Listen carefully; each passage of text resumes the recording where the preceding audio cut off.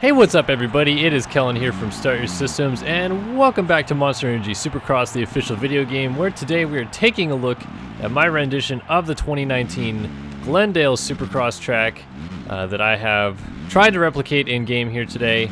Couple things that are going to be a little bit off about the track, but I tried to get it as close as I possibly could to the race that we saw this past weekend. I went to the race in real life, so I guess I got to see it a little bit kind of up close, firsthand, in person a little bit more, and can replicate it as close as I thought it should be replicated, but it might be a little bit off.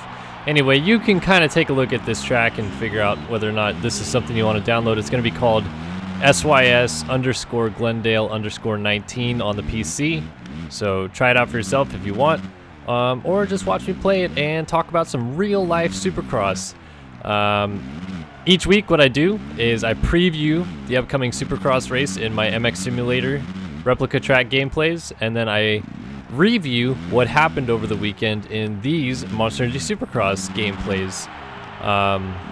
So you're going to hear my thoughts and opinions about this past weekend in Glendale, and a very, very eventful weekend, as it usually is in Glendale this past weekend, but for some good and some bad reasons, really, kind of unfortunately, but I'll just go through it chronologically this week, because I always feel like I kind of miss out on the 250 class, which really, in my opinion, doesn't need much discussion this week. I mean, I feel like I hit the nail on the head a little bit in my discussion last week in talking about Adam Cianciarulo and how, like, I was never nervous after leaving Anaheim 1 that he was not, like, still a title favorite or title threat despite having a crazy, weird A1. If he was the fastest guy on the track, which he was at Anaheim 1, I felt like he was going to be a title threat, probably title favorite continuing forward despite finishing 5th at the opener. And he comes out this weekend and just crushes it. Gets an early, lead because he hole shot, but gets the early lead. Checks out. Later, I'm out of here, guys. Colt Nichols, Dylan Ferrandis were battling in there until Ferrandis had a crash early in the race. Excuse me, McElrath, Dakotas, Hampshire, all those guys were up there, and it wasn't like Cianciarulo got away because of weird mistakes from those guys. No, Cianciarulo just left him, just got a good gap, and he was like, I'm out of here, guys. So I was honestly very impressed with that ride from AC, more so than I normally am. He's a fantastic rider. He's probably the fastest guy on the circuit right now in the 250 class. But when you have a ride of that magnitude where you're just lap after lap, not making really any mistakes except for a couple, and getting that large of a lead on the rest of the field, that's kind of incredible. So I really want to drive the point home that I feel like this is AC's title. Kind of, I don't want to say to lose, but it's definitely within his grasp more than it's ever been. Obviously Colt Nichols still has the points lead, and I'll talk about that in a second, but I think Cianciarulo really is kind of the guy that we have to watch week in and week out as, like, is he going to get the good starts? Is he going to get, the good early laps and get a good clean race going so he can close it out at the end like he did this weekend? Or is it going to be like A1 AC every week, where if he gets a bad start, he goes into freak out mode and charges through the field and makes heavy block passes and jumps off the track and weird things like that? Because if it's the other AC, I can totally see this thing like going on a run and him just finding a groove and clicking off race wins. Maybe Ferrandis can sneak in there and get a win. I'm really skeptical about McElrath right now. He hasn't looked great. Not bad, but not, typical McElrath that like can jump out front and win at any time kind of great. So not sure what to feel about him. I do really believe Ferrandis could have had a shot at AC if he got around McElrath early enough in the race and didn't crash, obviously, because he excuse me, looked plenty fast, and I think he's probably the best guy in the whoops right now in the 250 class. AC is tall and lanky, but golly, man, you guys have to go, if you're at a race this year and Ferrandis is racing a Supercross race that you go to this year, watch that guy in the whoops. His technique is so good. Every lap he enters in just the perfect balanced position on the bike. He's in the right gear. And I've only seen him make like 1 or 2 mistakes where everybody else has made 10 or 11 mistakes in the whoops in the first 2 rounds. Like noticeable mistakes that cost them time. And Ferrandis just looks like every lap he's a machine out there. That's really key in this 250 class because the whoops are always a difference maker, but it's even more so because those 250s are underpowered. So watch out for Ferrandis moving forward, especially in the whoops. But AC crushed it. McElrath, The rest of the guys kind of just were like there, and soon Cerullo just destroyed everybody. I don't really have much more to say about the 250 class other than that. And that's a good thing because there's a hell of a lot to talk about in the 450 class this weekend. A lot of things happened. And again, I will go in chronological order of the important things that happened. Number 1, the heat races gave us no indication about what was about to happen in the main event. They were all over the board. It was a Musquin-Brayton sweep of the heats. And Reed finished second in a heat. And Tomac missed the main event out of the heat, so he had to go through the LCQ, which was really weird. He was looking down on his bike, couldn't really figure out what was going wrong. Wasn't sure if there was maybe a rock jammed in his rear brake pedal or something like that, just by what he was looking down towards. But very strange. Once he got going, he got in a groove, but he just never got inside of that top 9. And had to go to the LCQ, which I'm sure he wasn't too stoked on, but he made it work, so, you know, good for him. Kudos on going to that LCQ and figuring it all out. But even in the main, I didn't feel... It wasn't like an underwhelming performance, but I didn't feel like Tomac was there, like all there, usual Tomac kind of thing. Yeah, let me go chronological order. So main event starts, first main event. I say first because Kenny gets the lead, and he's pulling away. Marvin was second, and he kind of gave Kenny a little bit of a breather because he held up the field for a little bit before Anderson got by for second. But Anderson got by for second and then never gained on Kenny. I mean, I have to stress this to the utmost importance that for the first 7 minutes of the race, Kenny was kind of handling it. Like, he had a 3-second gap. It stayed at 3 seconds. It wasn't like Anderson was reeling him in. It wasn't any of that. Like, it was really, Kenny had it kind of pretty under control, except for if he obviously made a mistake late in the race, then Anderson would be right there. However, we get to the unfortunate talking point of the weekend. I watched it happen 100% live with my own 2 eyeballs because I saw Malcolm setting up freeze for the whoops in the rhythm section before, and I just pointed to my friend Zach, who I was sitting in the stands with. I'm like, look, watch Malcolm. He's gonna just blow right by freeze in the whoops here. So we're both watching, and dude, Malcolm hit the first set, like the first 3 whoops, the hardest I've ever seen anybody hit a set of whoops. I mean, it's been since James, since I've seen somebody hit a set of whoops that hard, and before James, it was Travis Pastrana hitting a set of whoops as hard as Malcolm hit him. I mean, he just clicked into 4th coming out of the corner, lifted the front tire over the first whoop, and did not let off the throttle. I mean, he was wide open. You know, usually those guys, they kind of feather it in so they can at least get on top. Malcolm was like, nope, I'm going for it, which struck me as kind of weird because he was blowing freeze away in the whoops anyway, so it seemed like he was going to pass him that lap the way he was setting him up with just his normal, ridiculous whoop pace. But, I mean, kudos to him for trying to blow the whoops apart. Unfortunately, we all know the results. So 7 whoops from the end, his rear tire actually missed a whoop and dropped his whole bike down into the next pocket that was there, and that is never a good thing to do in the whoops. Weirdly enough, other than his weight being thrown off just a tiny bit, he looked like he was still in a pretty good spot to ride out of the end of the whoops. Like, I think what ultimately cost him was his weight got thrown just a tiny bit forward, and that's what gave the bike kind of the inertia kick that it ended up having. But 2 whoops from the end, the bike gets 1 final kick from the second to last whoop. It noses into the final whoop, and then Mookie rides the nose right out of the end of the whoop section and just augers in so hard into the triple face of the triple into the corner right after that. So I'm about to come through the whoops, and like I said, you know, just comes out of this corner in 4th and just like lifts the front tire and is just like bah, bah, bah, bah, bah, bah, and then just into this triple face right here at the end. Gnarly crash. Watching it live, I was directly behind him. I was in the grandstand section, like right in front of me here, up near the top, so I can see the whole track. I love sitting at the top of these races. But Watching it from behind, you didn't really get the good angle of seeing his leg get kind of trapped under the bike. It just looked like his entire body got swallowed up by the bike as he went kind of auguring in practically face first into this jump. So my initial thought was he got knocked out because of the way he rolled over the backside of the jump and then refused to move. And I'm gonna go on a mini rant here for a second before I discuss further about Mookie. But dude, these flaggers are atrocious. It's every year. There's a flagger rant every year. And I know that I'm sure they do their best, and a lot of them are volunteers, and you know, they can't afford a full-time, you know, staff of flaggers. But you know what? No, that's stupid. This is a sport, a professional sport, where there's athletes risking millions of dollars and their livelihood essentially out here to entertain an audience and, you know, try to become the best Supercross rider on planet Earth. And then you have these volunteer flaggers waving flags and trying to direct people around somebody when they're laying in the middle of the track practically like unconscious. Now, fortunately, Mookie was in a spot where nobody really was going to roll into him if they just hit the line kind of normal.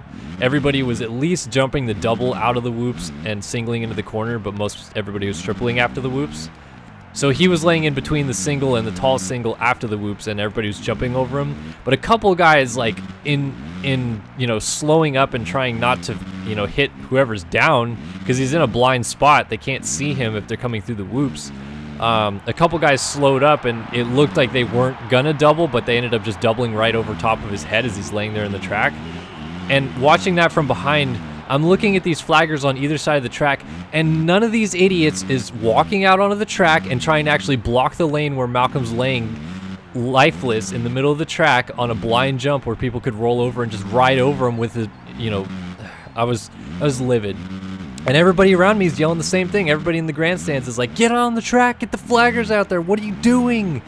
It's ridiculous. Like, get a real set of flaggers out there, Feld. If you're not going to pay the athletes, at least make sure that when they crash, they're not going to get run over by 100 guys coming through the whoops and can't see them on the backside of a blind jump.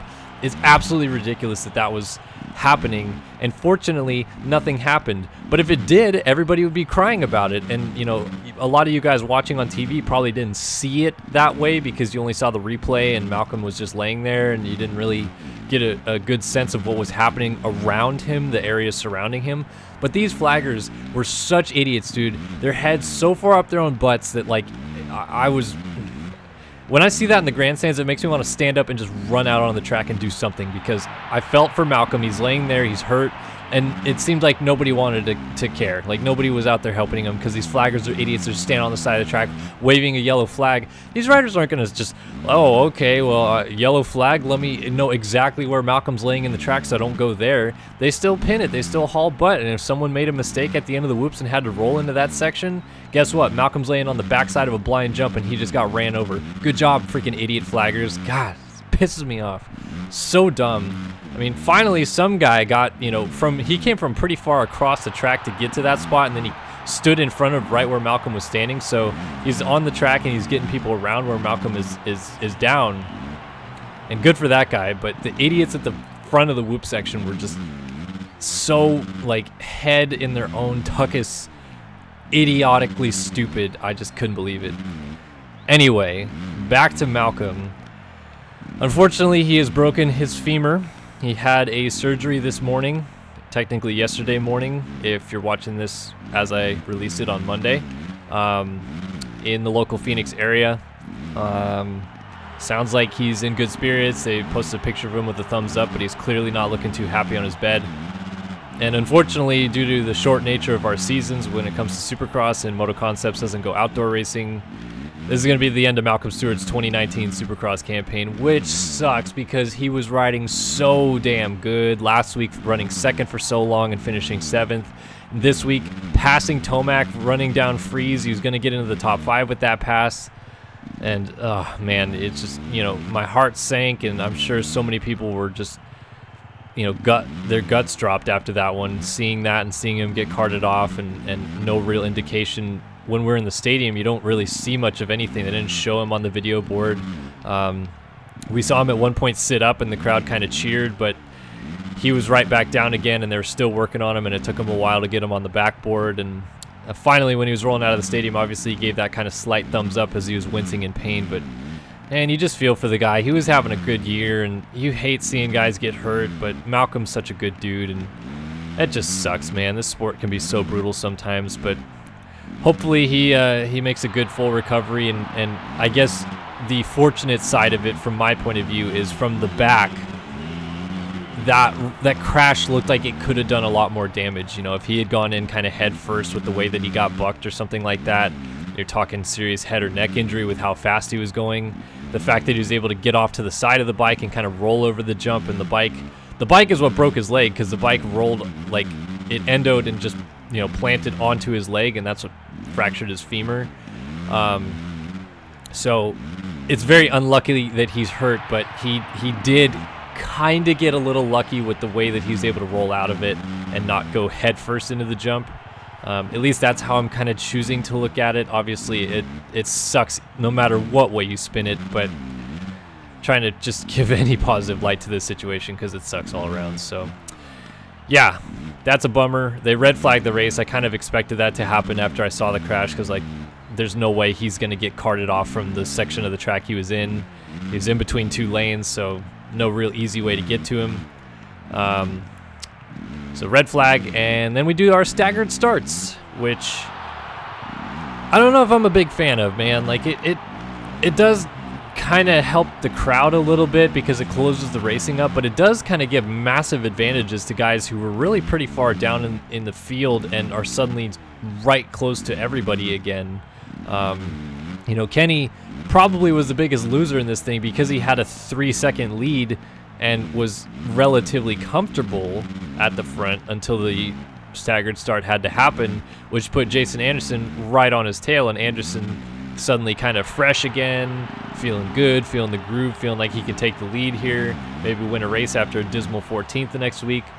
You know, puts the pressure on Kenny. And now we get to our second biggest talking point from Glendale, and it's a takeout by Jason Anderson on Ken Roczen. And I phrase it as takeout by, you know, in a sense that I get what Anderson was trying to do there and the block pass he was trying to make, but he has to know what Roczen's line was because he followed him there for 4 or 5 laps before it happened into that corner and knew what Kenny was doing. So he knew when he was jumping into that corner what line Roczen was going to take exiting.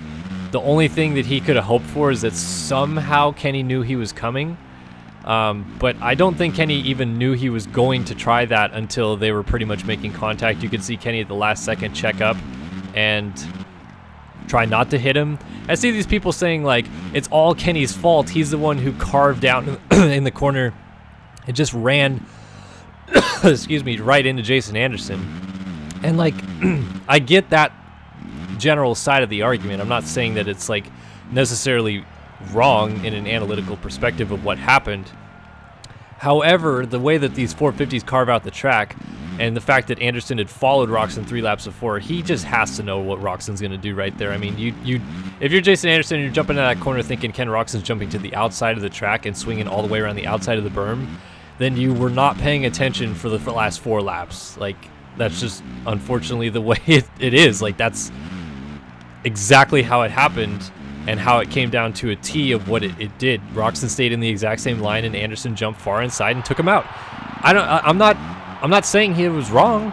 Like, I'm okay with takeouts like that because it's not like he went in and T-boned him, and he knew to get down to the inside. He knew where he was going to try to make the pass. Like, he had it planned out in a way that wasn't malicious. The same way I look at Marvin's pass last year on Tomac, where he comes down the inside and he puts an aggressive pass on Tomac and takes him down. Same thing with Jason Anderson. I'm not saying what Anderson did is bad. The only thing I really dislike about it is timing-wise. If that's the last lap or second to last lap, I'm like 100% okay with it. Like, I have no problems with that pass whatsoever if Anderson does that with 2 laps to go.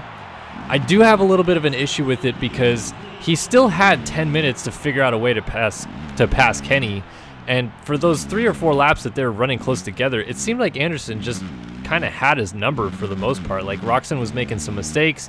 Anderson seemed to be able to fall behind and then reel him back in. And I felt he could have gotten it done cleaner, at least in my opinion. So that's why I was a little bit like, come on, like, you kind of ruined a pretty good race between you two just because you went in a touch aggressive and took him out. And that's why I was like upset about it. It's like, as a fan's perspective, you want to see a good race, and that kind of, at the time at least, ruined a good race between him and Kenny. So I didn't like it from that aspect, but I'm totally fine with the pass. Like, it was aggressive, yes, but that's Supercross. Like, you have to sometimes make those aggressive passes. Was that the right time to do it? I don't think so, but sometimes you do have to make those passes. And as a pass, if I'm just looking at that with no knowledge about the pass beforehand, I'm like, okay, you know, at least he didn't break Kenny's femur. He went down, he got stopped pretty well for the corner, he came across his line, so yeah, that was a little malicious, but Roczen just kind of lost the front end of the bike and walked away from it. It wasn't like he blew Kenny off the track or anything gnarly like that. So I was okay with that pass, just not okay with the timing of it. However, it did kind of stoke a bit of a ruckus from the fans at Glendale. Anderson, when he got up on the podium speech in the stadium, got a chorus of boos, I can say. I heard that. I didn't boo him. I am not one to boo. I don't like booing riders. I think that's kind of ridiculous. These guys are all fantastic dudes and riders and athletes, and they're risking their lives to make entertainment for us, and I've never felt that's very just to boo somebody, but people were booing Anderson, and I'm not saying that they were wrong in doing so, but it was a little strange to me the way that, you know, he owned up to it. Like, yes, good on owning up to it, because that's like the best case scenario for trying to like apologize to Roczen, is like publicly say like, look, I don't want to race like that. And that's what he did. He said, I don't want to race like that. I wanted to do it cleaner. I felt embarrassed after the pass, and I felt like I wanted to, you know, I'll try next week to make it happen cleaner. And you know, I think that's good of him, but it took me aback because knowing what I know about Jason Anderson and his history on the track, he's an aggressive rider, like, and he's never apologized as far as I know before. I know him and Cole Seeley have kind of squashed their beef, so I guess to Cole Seeley in private, they have apologized, or he's apologized, but he's never really been one to be like publicly like, nah, I don't like that, it wasn't cool of me or anything like that, which he totally did here. I mean, he's blown Justin Brayton, Justin Barsha, Justin anybody way off the track before and been like, yep, that's racing, but this time he takes Kenny down for the lead and suddenly it's not okay. Like, I was a little kind of like, is this a different Jason Anderson than we've ever seen before? Like, what the heck's happening right now? I don't know what's happening. We're in an alternate universe. But I guess it's cool of him, you know, good on owning it and, you know, saying that you want to race a little bit squarer. People still are comparing Musquin not owning it to this, and I will again remind any of you out there that please go try to learn a second language and then speak it perfectly and be able to apologize for something you've done in perfect second language, and you will have a very tough time, and I'm going to stick by that thought. So yeah. What happened after the Anderson-Roczen collision was a bit of some weird things happening on the track, I feel. First of all, before I get to what happened up front, I want to talk a little bit about, you know, extending the conversation about Tomac and not looking like himself. Roczen got up behind Musquin and right ahead of Tomac, and then they all bunched up together, and Roczen got around Musquin, and then half a lap later, Tomac got around Musquin.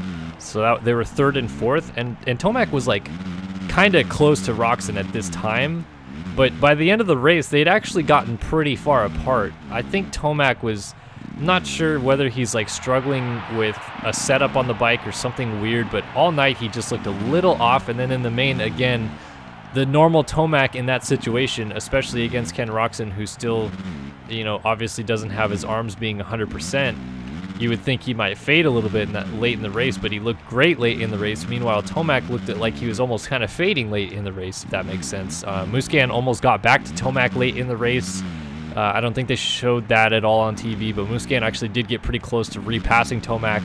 Tomac, with a few laps to go, kind of re-spread it back out, but that struck me a little weird. Again, like I'm happy because, look, I like Eli Tomac. He's a really good dude, but from a fan's perspective, it does get a little boring seeing the same guy go out and just whoop butt every weekend. And Tomac has kind of done that the last couple years. So if he's just going to be like one of the guys this year, that's awesome as a fan of this sport, because there's so many different guys that can win races if Tomac is not usual dominant Tomac, which I don't think that he's necessarily like that Tomac is gone. You know, we're never going to find him again. I'm sure like 2 weeks from now we'll be like, oh my God, who's going to stop Eli Tomac or something like that. But right now it just doesn't seem like he is the same guy he was in Supercross towards the end of the year last year, definitely towards the end of the year in 2000 and what year was that? 2017. This just seems a little off to me. But again, I'm just happy for that as a fan to see that there's multiple race winners. If Tomac comes out and just gets like a decent start and cruises to like a couple second victory, I'll still be stoked, because it's like, cool, we have more parity in the series. There's a new winner this season. But when he would do the like 20-second, you know, checkout race victories, it'd be kind of like, ah, man, can somebody figure out how to at least challenge this guy and make it a little interesting, you know? But yeah, like I said, I'm just excited that a lot of people can win, and I think that's really illustrated by the fact that the man I am riding as right now, Blake freaking Baggett, took this race for everything it was worth. Not a great race last week for Baggett, finished up 12th. Him and Anderson both, I feel like, really needed this as a turnaround week for them, and I talked a little bit in my preview video about how I was waiting to see whether Anderson and Musquin would rebound this week, and I feel like they did. Marvin definitely looked like he was hurting late in the race, like fatigue-wise, maybe not 100% body, but you know, he still finished 5th. I feel like that's a pretty good rebound for him after finishing 8th. Like, he definitely looks comfortable and good out there still. His heat race victory, he was solid. He doesn't look half bad in the whoops this year, which is a good turnaround for Marv. So I was okay with Marvin, and I was exceptionally okay with how good Anderson looked this week. He looked like the old Anderson was back. Fading late in the race was a little strange, but maybe the Roxon pass got into his head a little bit, or maybe it's because he was off the bike a little bit in December with a wrist injury.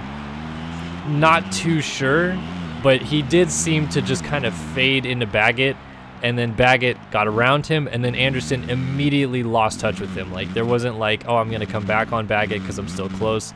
No, Baggett immediately pulled away, and it wasn't like Baggett was doing something crazy that got him a massive gap. No, it just seemed like Anderson suddenly hit a brick wall for a few laps, and still finished 2nd.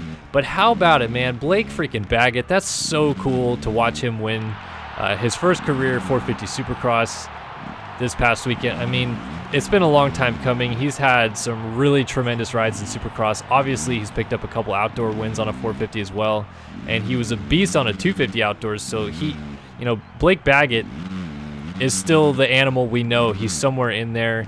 El Chupacabra comes out and shines occasionally, and I felt like that was a little showing of him this past weekend at Glendale.